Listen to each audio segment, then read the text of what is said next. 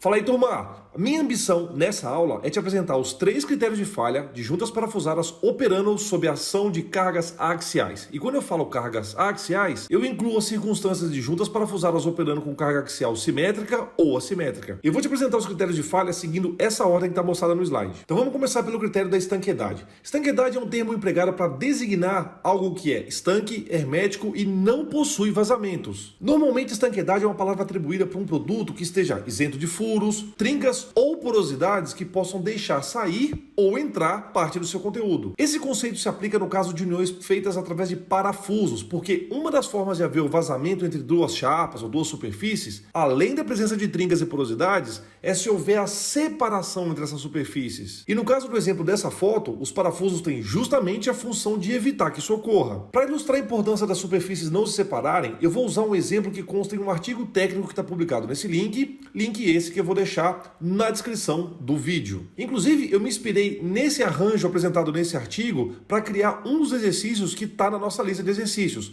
Atualmente, nessa versão da lista que está disponível, esse aí é o exercício número 6. Vejam que nós temos uma viga industrial de perfil I parafusada em um suporte no qual uma carga P é aplicada. E daí, uma vez que esses dois componentes são unidos através de parafusos, eles se tornam um exemplo de junta parafusada.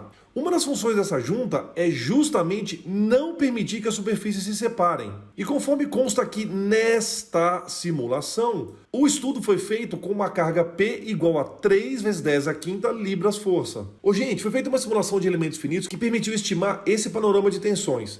As tensões que estão aí apresentadas em PSI foram calculadas através do critério de von Mises. Os resultados mostram as altas tensões que surgem em algumas seções desses elementos estruturais. Entretanto, com esse nível de carga P aplicada, todas as tensões estão em níveis inferiores às tensões admissíveis. E além disso, turma, a simulação estima que essa carga P não seria suficiente para suscitar a separação das superfícies. Contudo, esse estudo foi conduzido justamente para identificar qual é a intensidade da carga aplicada que promoveria a separação das chapas. E daí, turma, nas simulações, essa carga P aplicada foi progressivamente aumentada até que fosse possível identificar qual a carga viabilizaria a separação das chapas. Nesse slide é apresentado, de maneira exagerada, é claro, o resultado da determinação de uma carga P aplicada que tornaria nula a força final de compressão entre essas chapas. E como eu disse anteriormente, matemática e fisicamente, quando essa força de compressão entre as chapas é zero, a separação entre as mesmas está na iminência de ocorrer. E essa circunstância é mostrada nessa figura. Agora, turma, além da questão de segurança, dependendo do arranjo dos componentes, se houver uma separação das chapas, pode haver um prejuízo ainda maior. Porque, de forma genérica, ao flertar com uma possibilidade de separação das chapas, além da questão estrutural, um dos riscos adicionais que se corre é o de vazamento do produto armazenado. E essa situação se torna agravada caso esse produto armazenado seja armazenado sob pressão. Porque pensa aqui comigo, se essa eventual separação não intencional das chapas ocorrer, isso aumenta drasticamente a oportunidade indesejada de que esse produto vaze. Por isso, em algumas ocasiões, esse tipo de critério também é chamado de critério de falha contra a separação das chapas. Agora, não é apenas a questão estrutural ou a questão de segurança que nos preocupam, porque além do risco das pessoas sofrerem lesões ou até mesmo serem expostas a contaminações, existe também a possibilidade da diminuição de desempenho do equipamento. Porque em diversos contextos, a junta parafusada tem funções além da função estrutural e da função de segurança. Porque a união parafusada pode ter sido utilizada para garantir que as condições operacionais do equipamento sejam atendidas. E, irrefutavelmente, se a função de união entre as chapas falhar, o equipamento pode experimentar redução de performance. Então, turma, eis o critério da estanqueidade para juntas parafusadas operando com carga axial, ou do caso 1 ou do caso 2. Eu sei que pode parecer um pouco estranha a maneira com a qual esse critério está apresentado, só que na aula passada eu avisei que eu faria dessa forma. Porque normalmente, nos conteúdos que eu mostrei para vocês anteriormente, a forma de apresentar um critério de falha era de acordo com o mantra da disciplina de elementos de máquinas, que é tensão atuante tem que ser menor ou igual à tensão admissível. Só que esse mesmo preceito está integralmente mantido na definição desse critério de falha da estanqueidade para juntas parafusadas. Mas ele está apresentado de uma forma na qual a área da seção resistiva do parafuso foi isolada. Assim, a gente pode entender que esse critério funciona da seguinte forma. Para que as chapas ou as superfícies não se separem, devemos selecionar um parafuso que tenha área da seção resistiva maior ou igual a um determinado valor. E obviamente esse valor se encontra calculado na direita dessa inequação. Então deixa eu apresentar para vocês as variáveis que compõem esse critério, começando com a variável óbvia que eu já citei, que está no lado esquerdo da inequação, que é a área da seção transversal do parafuso. Daí, começando pelo primeiro termo que compõe o numerador dessa expressão, eu lhes apresento o coeficiente de segurança contra a separação das chapas. Como de costume, para que não ocorra esse modo de falha, a gente espera que esse coeficiente de segurança seja maior ou igual a 1. Daí, turma, na sequência nós temos a já conhecida constante de junta. A constante de junta é calculada em função das rigidezes axiais do parafuso e das chapas, e ela contabiliza qual a porcentagem da força externa resultante máxima é absorvida pelo parafuso mais solicitado. O próximo termo, o Pmax, representa justamente a força resultante máxima no parafuso mais solicitado. E daí no numerador, a gente tem a constante de aperto. Ô, gente, conforme foi previamente explicado, essa constante de aperto é um fator empírico e normalmente varia entre 0,18 e 0,22. Essa constante será sempre fornecida no enunciado do exercício. Agora, caso não seja, você pode perfeitamente adotar K de aperto igual a 0,2. Legal. Agora a gente vai fazer uma análise das variáveis que compõem o denominador. O R é um fator que contabiliza a relaxação da força de aperto. Assim como o fator ST, que logo mais eu te apresento, a fenomenologia que suporta a existência e a incorporação desse fator no critério de falha já foi explicado nas aulas de montagem de juntas parafusadas. Inclusive foi especificamente na aula de ferramentas de montagem que compõe o tópico 2 desse curso, que se refere à montagem de juntas parafusadas, que eu tratei desse assunto. Então deixa eu retomar aqui o enredo da explicação. O R é um fator que contabiliza a relaxação da força de aperto. Turma, esse fator é normalmente fornecido no enunciado do exercício. Agora, caso ele não seja fornecido, você pode perfeitamente adotar um valor de R igual a 0,95. Esse valor de 0,95 é calculado como sendo 1 menos 0,05. E o 0,05 representa 5%, que é a porcentagem típica observada na redução da força de aperto.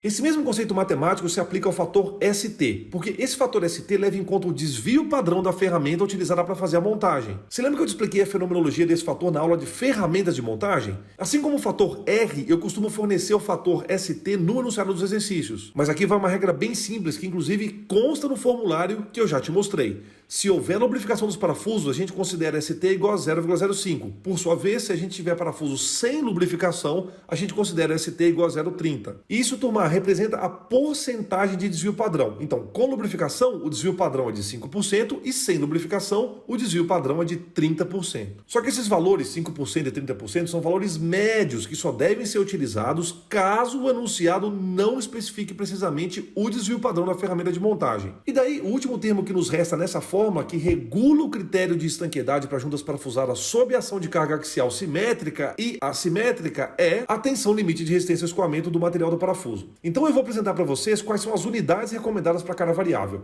E como eu sempre faço, vou dar um aviso também. Quando vocês fizerem o curso de elementos de máquinas 2, vocês terão um módulo sobre critérios de falhas de engrenagens. Os critérios de falha de engrenagem são conhecidos mundialmente como os critérios de Lewis e Hertz. Daí, quando eu apresentar esses dois módulos de falhas de engrenagens para vocês, eles serão deduzidos integralmente nas videoaulas. E quando isso acontecer, vocês vão prestar atenção que eu utilizei diversos fatores empíricos. No caso do módulo de falha de engrenagem, são chamados fatores modificadores de tensão. E aqui não vai ser diferente, porque eu vou introduzir esses fatores, como por exemplo o ST e o R, sendo oriundos de anos de experiências de projetos ligados com juntas parafusadas. Então, por favor, se acostumem com o uso desses fatores modificadores de tensão, porque muitas vezes eles são experimentais e a sua introdução nos critérios de falha foi motivada justamente porque os critérios puramente teóricos e conceituais deixavam um pouco a desejar ao tentarem estimar as tensões atuantes reais. É literalmente, turma, o uso da engenharia dos componentes em campo provendo dados para retroalimentar a acurácia e exatidão dos critérios de projeto. Legal demais. Agora a gente vai tratar do segundo critério de falha de juntas parafusadas sujeitas à carga axial. Eu lembro que esses critérios devem ser aplicados às solicitações tanto do tipo 1 quanto do tipo 2. Então, é o momento da gente estudar o critério da resistência mecânica dos parafusos. Ô, gente, é sabido que em termos de escoamento do parafuso, a maior chance disso acontecer é durante o processo de montagem. E aí, para a gente verificar se o parafuso não falha durante o processo de montagem, a gente utiliza o critério de Fomices para calcular a tensão atuante equivalente.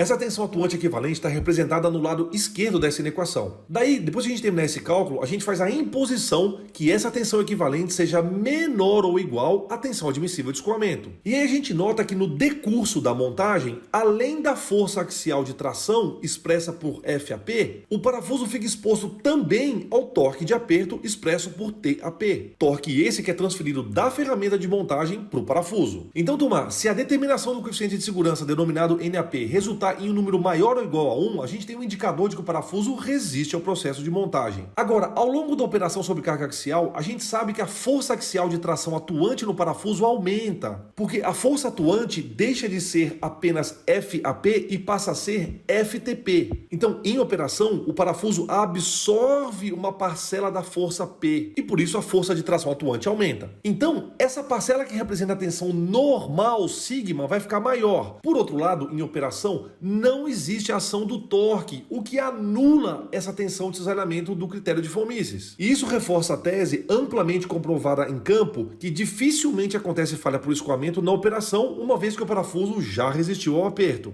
Contudo, tal qual foi feito no caso do critério da separação das superfícies, que também é chamado de critério de estanqueidade, aqui no critério da resistência mecânica nós também vamos incorporar alguns fatores modificadores de tensão. Esses fatores são empíricos e foram incorporados após muita experiência em campo. Turma, os dados colhidos em campo são confrontados com os métodos analíticos de projeto, e aí esses métodos são aprimorados para refletir o comportamento dos componentes sob condições operacionais reais. Então, eu lhes apresento o critério da resistência mecânica do parafuso. Eu quero te mostrar quais são as variáveis que compõem esse critério, começando com a área da seção transversal do parafuso com sua respectiva unidade. Daí, eu começo pelo primeiro termo que compõe o numerador dessa expressão, te apresentando o coeficiente de segurança da resistência mecânica. Como de costume, para que não ocorra esse modo de falha específico, a gente espera que esse coeficiente de segurança seja maior ou igual a 1. Na sequência, a gente tem a já conhecida constante de junta.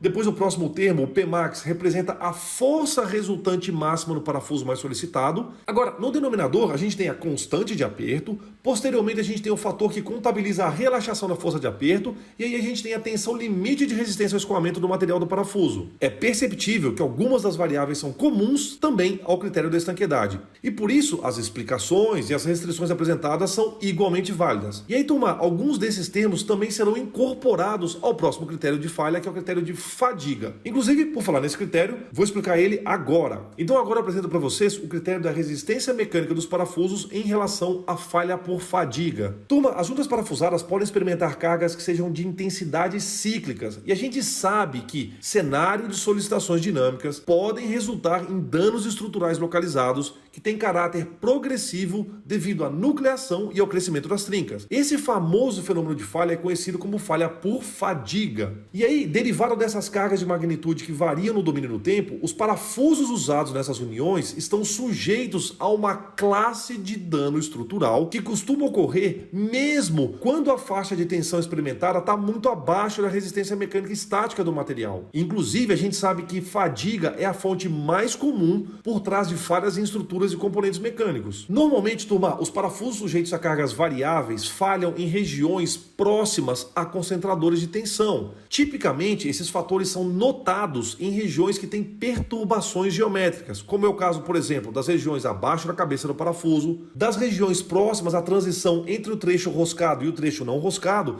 e também em regiões próximas dos filetes iniciais em contato do parafuso com a porca. Ao projetar uma junta parafusada, é crucial minimizar as cargas cíclicas aplicadas ao parafuso para que a gente evite a fratura e, consequentemente, a falha da conexão. O princípio básico para a gente conseguir isso é usar um parafuso dentro do regime elástico linear e apertá-los com uma pré-carga alta. Gente, a elasticidade de um parafuso pode ser melhorada usando um parafuso longo ou reduzindo o diâmetro nominal do parafuso. Inclusive, geralmente é preferível usar vários parafusos esbeltos em vez de um parafuso de maior diâmetro. Turma, a resistência à fadiga de uma junta parafusada costuma ser menor em comparação com sua capacidade estática. Então aqui eu apresento para vocês o critério de resistência à fadiga para parafusos usados em juntas aparafusadas operando com carga axial. Por se tratar de um fenômeno de fadiga, a gente vai ter vários conceitos que já foram tratados no próprio capítulo de fadiga. Então eu vou te apresentar as variáveis que compõem esse critério, começando com a área da seção transversal do parafuso e a sua respectiva unidade.